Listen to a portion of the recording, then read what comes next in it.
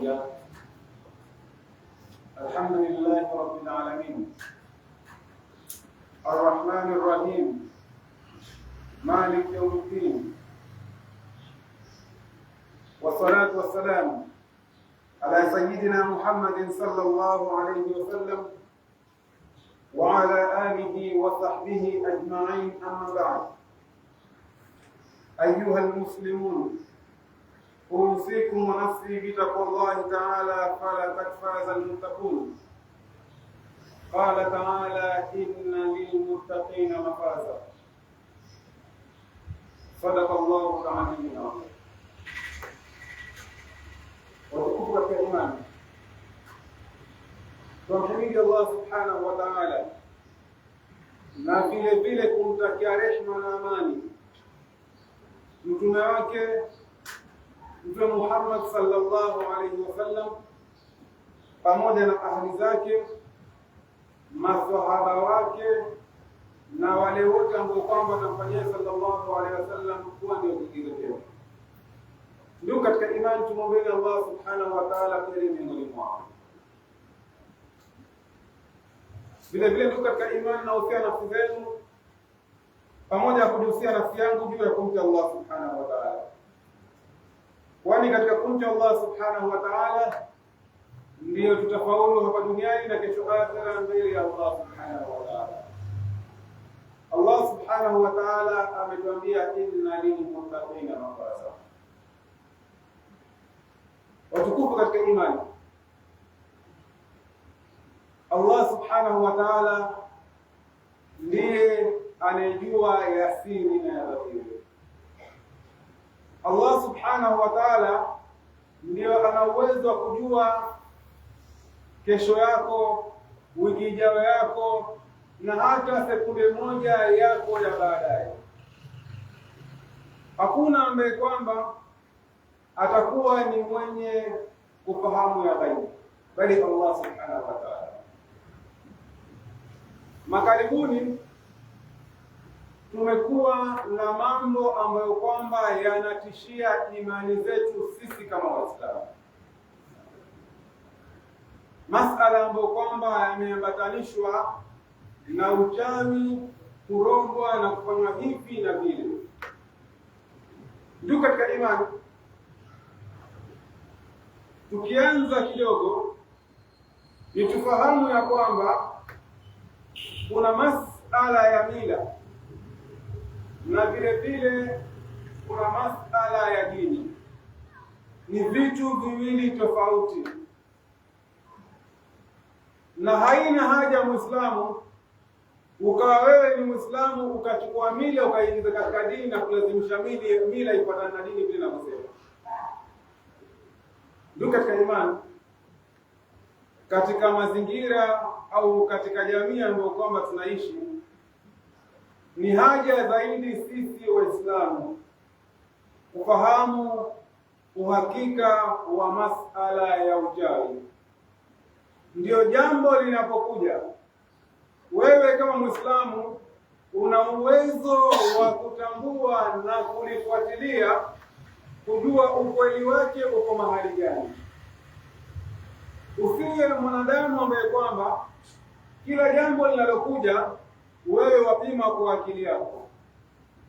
Kuna masala ambayo kwamba akili yako inakwambia hivi, lakini sheria inakwambia hili, ikabidi wewe ufuate sheria moja kwa moja. Mfano wa rais katika masala ya fiqh, sisi kama Waislamu, aliwa mtu akiwa amevaa hofu anatakana pangusi wapi? Kwa akili yako unajua kwa hofu ni viatu ambavyo kwa mtu atembelea navyo, kwa viatu uchafu wake uko chini, lakini sheria ikatwambia masala al-khuffi ni kupangusa juu yake, na ukawa wewe unaweza kuswali na jambo gani hapo. Kwa hivyo tusipime mambo ambayo kwamba yanakuja kwetu sisi tukawa tupima kwa akili yetu yatuambia nini bila kuangalia Uislamu wetu wasema nini. Ndio kuna haja ya mambo haya ambayo kwamba yanazuka leo sisi kuyafahamu kisawasawa katika Uislamu wetu, isije ikatupelekea sisi kutoka kando na akida yetu bila kujifahamu. ambao kwamba kwanza kabisa ni mtu kufahamu kuhusu masala ya ghaib. Ghaib ni ya Allah subhanahu wa ta'ala pekee yake, na unapofahamu kinyume na masala haya, ndio pale ambapo kwamba tutaona leo kutokana na fahamu chache, fahamu ambazo kwamba za kupotosha zimebebwa, wapata familia zakosana. Kama jana nikiwa natembea sehemu za Mavueni, kuna familia moja yasema kuna mti karibu na nyumba yao.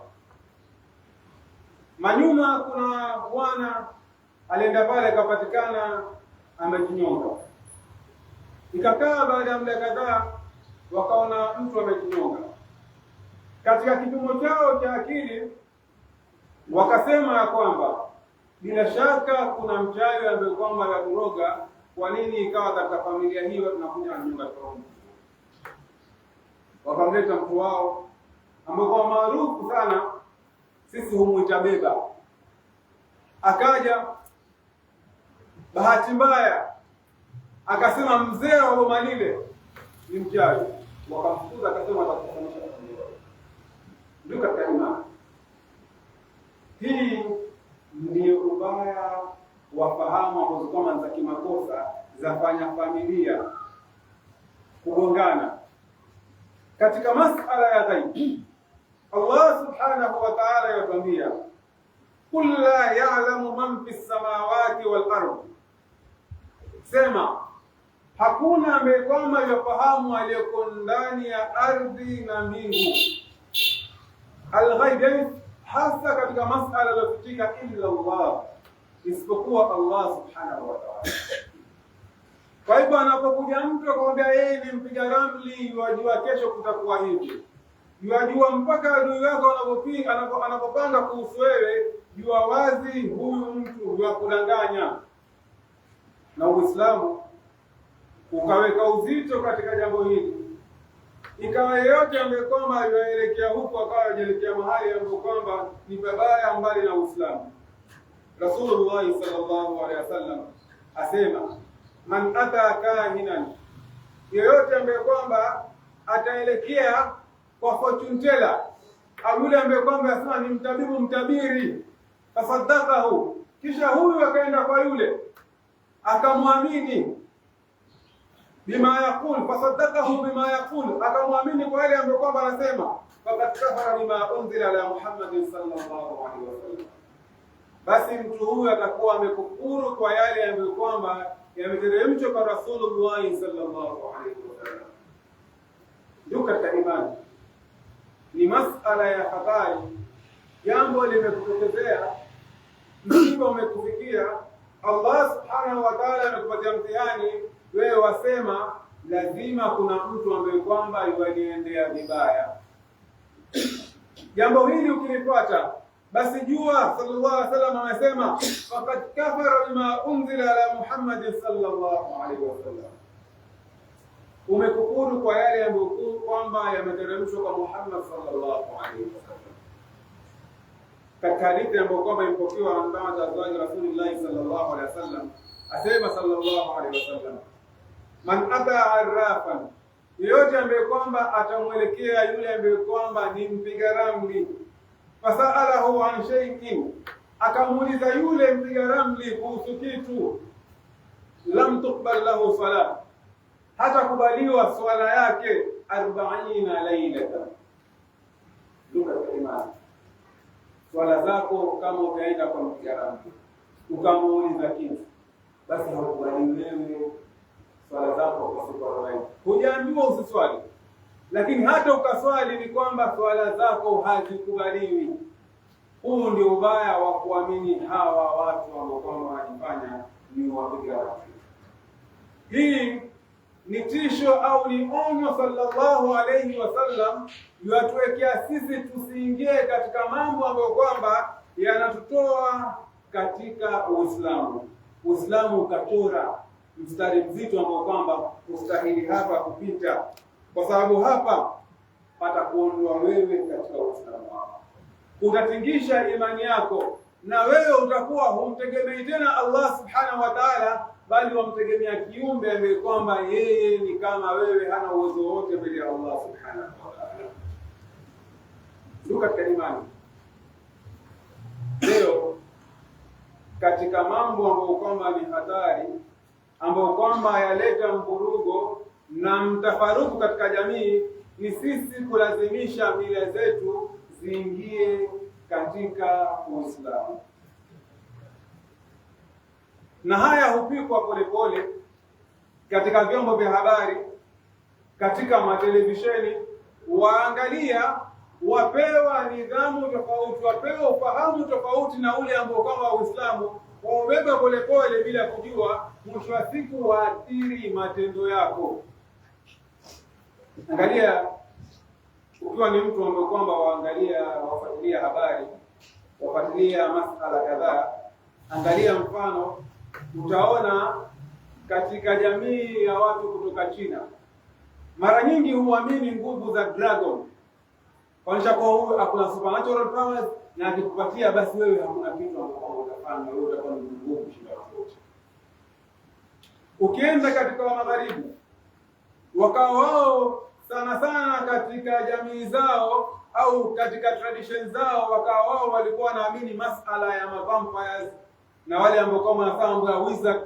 Ndio maana akatoka wale wakisema wizard of the first order, walikuwa na imani zao. Na vile vile ukija kwetu utasikia kuna watu wanaongea kuhusu wachawi, kuhusu wanga, ambiwa sijui amekuja akapata akatembea akapita kwenye ukuta. Haya, hizi ni mila na tamaduni ambazo kwamba ziko kila mahali. Na katika mfano wa halisia, katika jamii ya West Africa, wakawa wanaamini masala ya uchawi na wao wanamuita juju, kwa kwamba wanapatia habari watakuwa ni wenye kulifahamu zaidi hili. Juzi Ghana wakicheza na England, yaambiwa walikuwa wamebeba mganga wao kwa kwamba alikuwa akimuliza ili wasifungwe. Kiasi kwamba baadhi ya wazungu wakawa wanahojiwa shida ilikuwa watu wanasema sisi we were playing with juju. Hizi ndio hali ambayo kwamba jamii imeshuka chini kiasi kwamba ikaona vitu vinaathiri uhalisia mambo ambayo kwamba ni kinyume na hivyo. Na athari yake hii imekuja kutokana na watu kuwajahalisia Uislamu namna wanavyosema. Kila Muislamu lazima abebe ya kwamba mila ni tofauti na dini. Mila ina mambo yake na dini iko na mambo yake, ambayo kwamba dini yetu sisi hatufuati mengine isipokuwa tutafuata Qur'an, ambayo kama maneno ya Allah subhanahu wa ta'ala na sunna za Rasulullah sallallahu alaihi wasallam. Tusiache ufahamu ambao kwamba si sahihi ukaja ukatuathiri kiasi kwamba tutatiwa uoga na mtu kuishi na hofu maisha yake yote, akiona kana kwamba kuna vitu ambavyo kwamba za material. Na tukibeba sisi Uislamu wetu katika hivi vitu viwili, ambao kama ni kupata Qur'an kisawa sawa, ya kwamba sisi mila zetu, sisi mienendo yetu yaelekeana kutokamana na Qur'an na sunna za Rasulullah sallallahu alaihi wasallam. Hii itatukinga sisi kutokamana na mambo mawili, ya kwamba kukataa kiupofu kwa yale ambayo kwamba Allah subhanahu wa ta'ala amehakikisha. Allah subhanahu wa ta'ala ametuambia hivi, sisi tukataa kwa sababu ya kuona mambo mengine ni ya usawa. Hasa sisi tukifuata Qur'an na sunna kisawa sawa, sisi hatutaweza kukataa ya Allah subhanahu wa ta'ala, kwa sababu tunajua alisema haya ni aliyetuumba sisi, ni Mwenyezi Mungu muumba mbingu na ardhi, anafahamu kila kitu. Vile vile itatufanya sisi tuachane na mambo ambayo kwamba ni ya kirongo, yakatupelekea tukasisi tuishi na hofu kama sahihi, hata kama mtu tuishi akiona akiambiwa wewe utarogo, inaonekana kwamba basi atapotezewa kila kitu hapana. Ndio katika imani kuna haja ya sisi kufahamu ni nini uchawi, ndio tujue mambo mengine yana athari gani, yanaweza kufanya sisi kitu gani katika jamii, au jue kiwango chake ambacho kama ndio katika imani. Ukifuatilia maana ya uchawi, ni elimu ambayo kwamba inatekelezwa kwa kutumia maneno ya ukafiri kama vile hirizi au visomo ambavyo kwamba ni vya kikafiri. Na elimu hii au mtu akifanya mambo haya, athari yake ni kwamba yeye yaweza akaona kitu kwa mtazamo ambao kwamba sio wa uhakika vile ambao kwamba ulivyo. Mfano, ndugu katika imani, mtu aje asome maneno fulani akiwa pengine amekaa katika kiti, alafu kiti hicho wewe ukawa wakiona si kiti tena, mtazamo wako unaona kabisa hiki si kiti, waona pengine ni moto au ni mto, lakini ukifika ukigusa kiti kile kikawa bado ni kiti, mimi kumaanisha physical appearance, yani hali yake ya kimada ilibaki vile vile, basi huyu ni mchawi. Uchawi ni elimu ambayo kwamba mtu huitumia akaisoma, na ni maneno ambayo kwamba ni ya kikafiri, ambayo kwamba yafanya mtu kuona uhalisia wa kitu hakipo, lakini uhalisia uko pale pale. Maneno ya kusoma yamesomwa, lakini mtu akaenda karibia akiangalia hivi, hiki kitu bado vile vile hali yake ya kimada kiko sawa sawa. Ndugu katika imani, Allah subhanahu wa ta'ala akituelezea kuhusu ya kwamba uchawi ni ukafiri, akatuelezea kwa mfano, akatwambia wama kafara Suleiman walakin ash-shayatin kafaru yuallimuna an-nas, na kwamba Nabii Suleiman alayhi salam yeye hakukufuru, lakini mashayatin walikufuru, yuallimuna an-nasa. Kufuru kwao ni kwa wao walielimisha watu uchawi. Hii elimu ya uchawi wenyewe ni ya kikafiri na watu hawastahili kuifuatilia, na kuleta maana ya kwamba uchawi haugeuzi hali ya kitu vile kilivyo. Tuangalieni Allah subhanahu wa ta'ala atuambia kuhusu wachawi wa Firaun. Wakati Nabii Musa alayhi salam, Nabii Musa alayhi salam alipomwelekea Firaun akamwelezea kwamba nimetumwa kwako kukuelezea kuhusu Allah subhanahu wa ta'ala, na nimekuja na silaha ambayo kwamba ni kitambulisho changu kukujulisha wewe kwamba kuna Allah subhanahu wa ta'ala, silaha ambayo kwamba ni muujiza. Akagonga fimbo chini, fimbo ikawa ni nyoka. Firaun alayhi laana akasema kwamba hili si miujiza lazima, bali huu ni uchawi. Akasema tukutane siku fulani, akaita wachawi ambao kwamba ni wamebobea katika jamii yake waje washindane na Nabii Musa alayhi salam. Allah subhanahu wa ta'ala katika siku hii ambayo kwamba walikuwa wameagana, akasema kuhusu hawa wachawi, saharu ayuna nas, waliroga macho ya watu, na walipobwaga viungo vyao Allah subhanahu wa ta'ala akisema fa idha hibaluhum wa isiyuhum yukhayyilu ilayhi min sihrihim annaha tas'a, ya kwamba walipobwaga vile vikamba vyao na vijifingo vyao vikawa vyaenda mbio. Allah subhanahu wa ta'ala akisema fa idha hibaluhum, hivi vikamba vyao, wa isiyuhum, na vile vitu vyao, yukhayyalu, vyaenda mbio, ilayhi min sihrihim annaha tas'a, yani kutokamana na ule uchawi ambao kwamba wameroga katika macho yao ni kwa bado ni vifungo vile vile, lakini watu wanaona kana kwamba vyaenda mbio kama nyoka, si kamba iligeuka nyoka. Ndio maana Nabii Musa alayhi salam alipobwaga fimbo yake ikawa nyoka wa kisawasawa, wachawi wakajua wazi huu si uchawi. Uchawi haugeuzi kitu. Nyoka akatokea kisawasawa, nyoka ambaye kwamba akatumeza vyote. Ndugu katika imani, leo vitisho kwamba tunaelewa ya kwamba uchawi unageuza kitu si hivyo, bali ni mtu ambaye kwamba akirogwa macho yake liko yuaona kitu ambacho kwamba kiko vile vile kihalisia, yuaona kwa mtazamo mwingine, yuaona kana kwamba hii ni kitu kingine ambacho kwamba si. Nikijaribu kutoa mfano mzuri, tukiweka mbali suala la uchawi, kwa sababu labda watu yuaona nikiona kitu basi kiko vile vile, basi ni hicho vile vile. Angalia kwa msimu huu ambao kwamba ni wa jua kali, unapotembea katika barabara ya lami au unapotembea tu kwa barabara, ukikaa uweza kuona mbali kana kwamba kuna maji. Ukifika pale mahali, je, waona ni maji?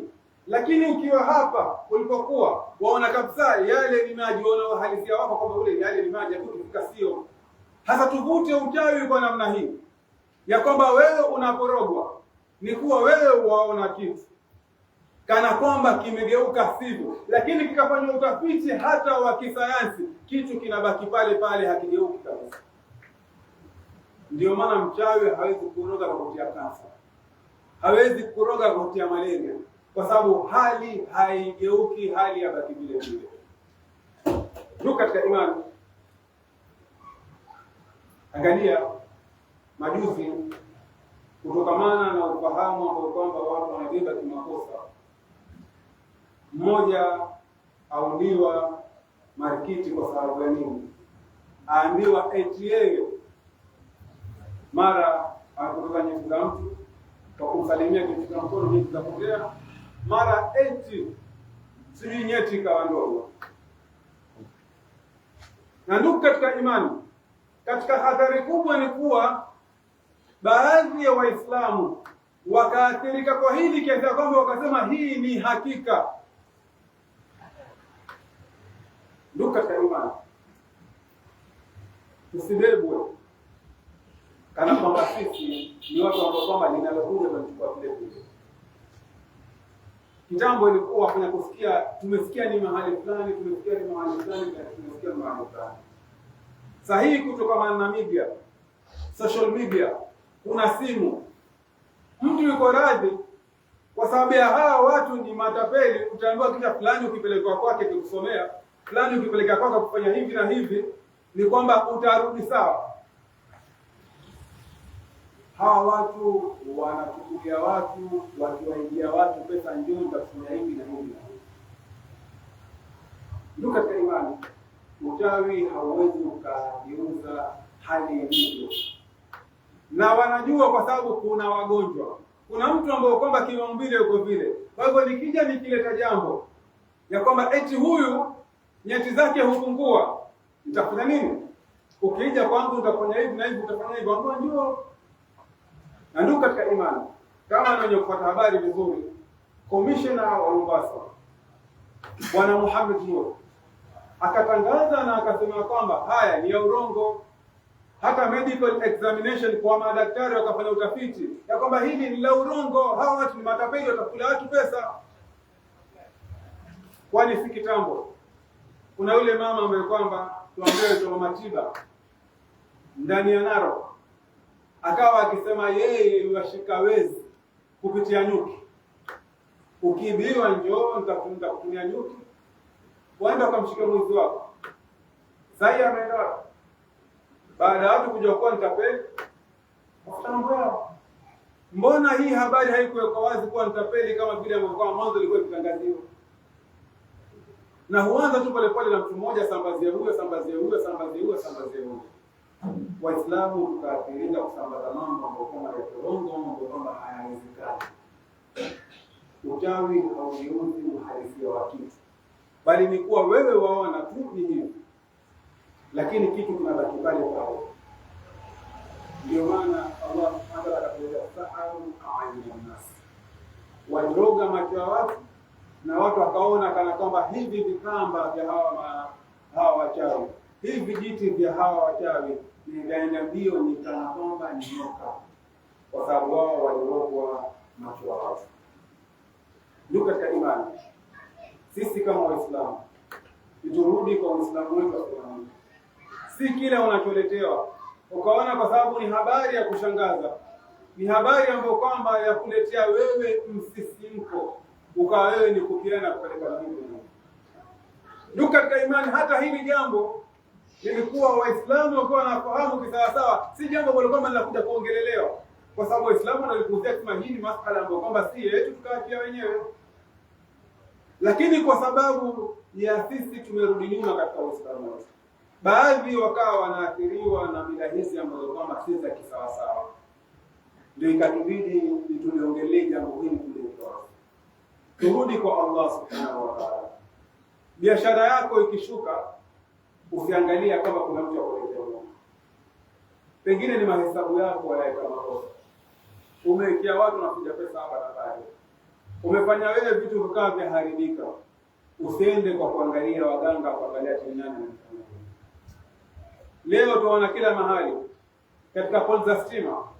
Toka ilikuwa za vunjwa mpaka sasa hizi imewekwa juu. Ili usiwe ni mwenye kufikia, na ndio usiku. Kwa juu ili usifikie. Daktari fulani, mwalimu fulani. Kisha majina yanaonekana ni majina ya Kiislamu. Ndio katika imani. Yasikitisha wanaofanya haya ni majina ambayo kama ni ya Kiislamu. Na yasikitisha wanaoenda kwao baadhi yao ni Waislamu. Tushikamane na Uislamu wetu. Tuamini qadha na qadar. Linalokufikia wewe lam yakun liyutia. Jambo ambalo kwamba linakufikia wewe ilikuwa jambo kama hili aliyekuwa. Anna ma asabaka lam yakun liyutia. Linakufikia wewe ilikuwa hawezi kukosa. Wama akhtaka lam yakun liyusiba. Na ile ambayo kwamba limekukosa ilikuwa halikukosi, ile ambayo kwamba limekukosa ilikuwa halikukosa, yani hakuna uwezekano utakufikia kabisa. Tuwe na imani hii ambayo kama ndio Uislamu wetu. Tusijipoteze kwa mambo ambayo kwamba hayamo. Habari kama hizi ambazo kwamba za kipotofu tuache wenyewe. Ndugu katika imani, narudia tena, kuna mila na kila mmoja wetu ametoka katika jamii tofauti. Kuna mambo ambayo kwamba yanaonekana ni kwa hivi, na kisha mengine yakawa yanatishia kabisa. Mtu aelezewa kuna hivi na hivi na kisa kwa mtu injapo. Na tujue kama vile kuna dini yetu ambayo kwamba haiendi isipokuwa yaenda kwa dalili za kisheria. Jambo la kimila tusilazimishe katika dini. Tubakini na dini yetu kisawasawa, tutafaulu mbele ya Allah subhanahu wa ta'ala. Lolote linalokufikia, unaloliona, lirudishe kwa maskini yako ambayo kwamba ni Qur'an. Allah subhanahu wa ta'ala hakutuambia nendeni kwa njia yangu na basi akatuacha hivyo, bali Allah subhanahu wa ta'ala alitupatia sisi mwenendo kamili wa maisha ambao kwamba sisi tuufuatilia. Mtazamo wa kimaisha wote hatufai kurudisha mahali kwingine isipokuwa turudishe kwa Uislamu wetu ambao kwamba ni sheria ambayo kwamba Allah subhanahu wa ta'ala ametupatia sisi kisawasawa tuzifuate bila kuachana nazo. Aqulu qawli hadha wa astaghfirullah li wa lakum.